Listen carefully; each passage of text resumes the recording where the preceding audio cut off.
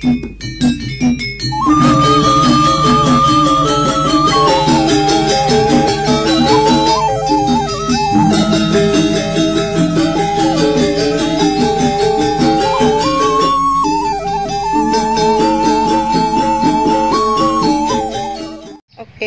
Assalamualaikum warahmatullahi wabarakatuh.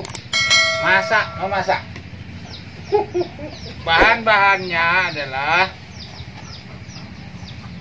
ini barang dari laut. Nah, rumput laut. Ini dia barang dari laut. Kenapa kita bermain dengan laut melaut, Pak Kados? Karena sumber segala macam mineral berkumpulnya di laut. Mineral ya, mineral tinggi berkumpul bermuara di laut. Kurma dan mangkurma tumbuh di gurun. Tanaman gurun itu sangat suka dengan mineral tinggi. Nah, jadi ini dari laut. Ada lagi yang dari laut, batu karang. Batu karang kalau dibakar jadi tepung, isinya wah ini ngandung kapur. P-nya orang makan bangku sekolahan tahu dia, ada P ya, fosfornya bagus. Iya.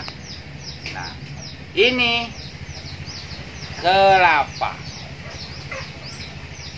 Kelapa unsurnya buah, ada airnya. Kelapa sebelum tumbuh, begitu tunas tumbuh, airnya habis kan? Sinilah sumber makanan si kelapa, hasil tumbuhan. Segala unsur-unsurnya orang makan bangku sekolahan pasti juga hafal. Buah kembali ke buah. Nah, ini dia segala macam zat buah ada di sini. Buat dola minum dulu sedikit. Baru ditumpahkan ke sini. Nah,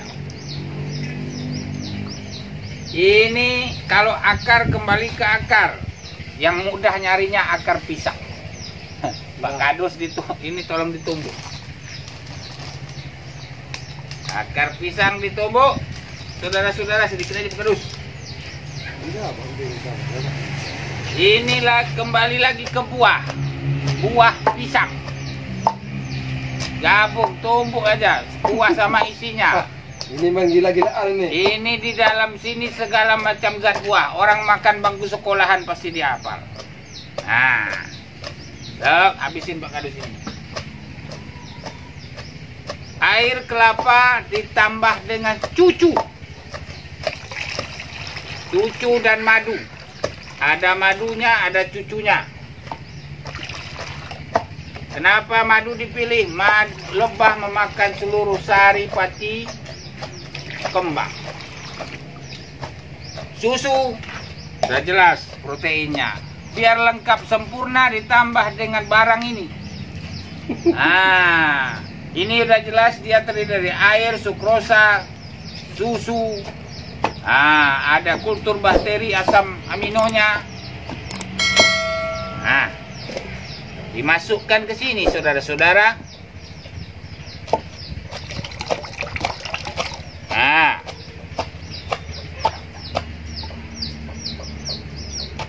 ini untuk makanan mangkurma dan bikurma. Apa yang dimakan mangkurma dan bikurma Pak Kados? Yang dimakan manusia dan hewan. Nah, ini salah satunya. Bisa dikembangkan segala macam, banyak. Ini nanti dijadikan POC, disemprotkan ke mangkurma dan bikurma.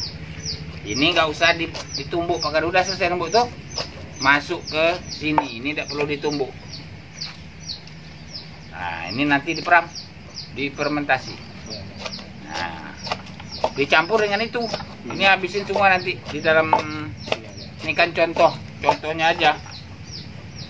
Nah, ini semua habis. Batu karangnya belum masuk ya? Belum. Nah, ini dia difermentasi, zat-zat karang akan pindah ke POC-nya nanti. Zat-zat yang ada di dalam batu karang, yang ada dari laut berkumpul di sini. Apa komposisinya? Yang makan bangku sekolahan silakan cerna sendiri. Begitu saudara-saudara sebangsa. Udah Pak Kadus? Udah. Ah, udah. Sekian dulu saudara-saudara sebangsa dan setanah air, komposisi POC ala Ukwa Datu jurus una-una wak dola. Assalamualaikum. Assalamualaikum warahmatullahi wabarakatuh. Wak dola kembali. Ya karena nggak bisa kemana-mana ya ngurus-ngurus begini sama Pak Kadus. Ini POC yang kita buat beberapa waktu yang lalu, kita ramu dari rumput laut, kerang, akar pisang, buah-buahan dan segala macam.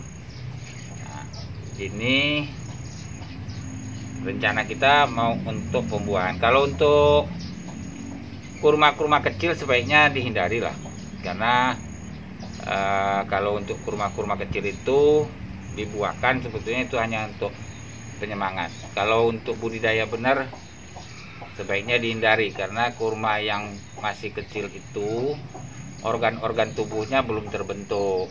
Nah, kalau untuk sekedar hiburan boleh lah, tapi kalau untuk budidaya usahakan memberikan pupuk yang berunsur buah untuk kurma yang sudah 3 tahun ke atas, 3 tahun up, 3 tahun ke bawah, biarlah membentuk sel-sel di tubuhnya lebih sempurna. Nah, apa itu buah? Itu unsur ya yang terkandung di dalamnya, P dan K-nya serta yang lain lebih tinggi, P dan K khususnya lebih tinggi dari N.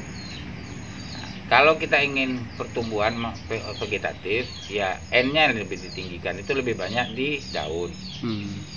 Daun itu bukan tidak ada P dan K, ada, tapi lebih kecil. Nah, ini bagi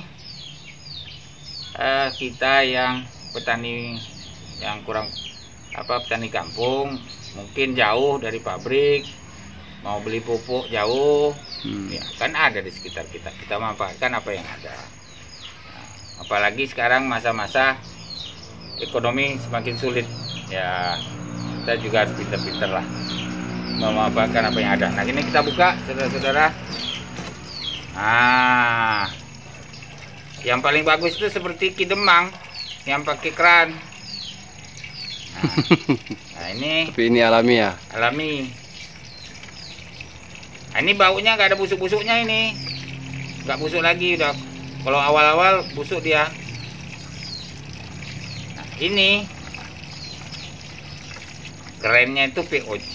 Kalau bahasa kampungnya ya air yang mengandung unsur-unsur buah. Nah, sudah difermentasi, gas-gas yang kurang bagus sudah dibuang, tinggal inti-inti sarinya saja. Nah, ini dikasihkan ke pangkal pohon kurma. Nanti kita rekomkan 2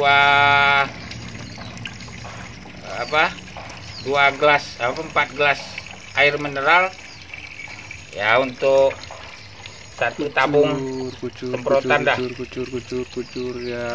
Nah, ini penuh dia, tutup dulu. Nah, tuh. Oh iya.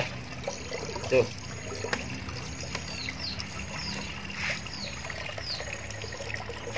Tapi. Nah. Jadi bagi kita petani di daerah barangkali kesulitan transportasi atau kesulitan apa untuk membeli pupuk kimia atau apa segala macam, ya kita manfaatkan yang ada di sekitar kita. Yang rumusnya sederhana. Kalau kita inginkan buah, maka berikanlah unsur buah kepada tanaman itu. Nah, apa saja unsur buah? Tentu yang ada di buah. Yang ada di buah, di dalam buah pasti unsur buah yang dominan. Yang ada di dalam daun pasti unsur daun yang dominan. Yang ada di dalam ranting atau dahan pasti unsur ranting dan dahan yang paling dominan. Tidak mungkin buah akan terbentuk tanpa didukung unsur buah itu sendiri. Untuk bisa terjadinya buah harus ada makro dan mikro. Bahasa orang makan bangku sekolahan. Kalau bahasa wak dolahnya, bahasa sederhana, yang menentukan unsur buah ada di buah. Ada P, ada K, ada N, ada Mg, ada boron, ada segala macam, silika, dan segala macam ngumpul di situ. Lah kita ambil itu. Ngambilnya yang mana? Ya jangan yang segar-segar. Kalau yang segar nanti kan untuk dijual. Jadi hepengnya itu. Jadi duit. Kalau bahasa orang Lombok jadi kepeng katanya. Nah, yang sudah busuk-busuk, yang terbuang, kan begitu. Nah, terus kenapa harus ada karang? Karang itu terbentuk dari endapan mineral. Baik dari darat mau dari laut, kumpul di laut. Mineral-mineral itu macam-macam mineral. Kalau disebutkan satu-satu aksennya panjang. Nah, berkumpul terbentuk dia. Hidup itu si karang itu. Nah, yang bagus itu adalah bukan karang yang di lautan. Nanti rame-rame ke laut pulang. Ngebom batu karang. Itu tidak bagus untuk tanaman karena dia masih membentuk diri. Masih hidup. Masih hidup. Yang bagus adalah apa? Karang yang lepas yang hanyut di pantai. Artinya karang itu sudah matang, dikembalikan Allah lagi ke daratan untuk pupuk. Sama dengan air kelapa. Air kelapa muda bukan untuk buah. Karena belum matang dia. Air kelapa muda lebih tinggi N-nya. Air kelapa tua atau matang N-nya lebih rendah. Jadi yang bagus itu adalah air kelapa Muda. tua yang matang. Kalau untuk buah. Kalau air kelapa muda ya untuk diminum. Itu. Kelapa yang tua. Nah, itu yang bagus. Sama dengan batu karang.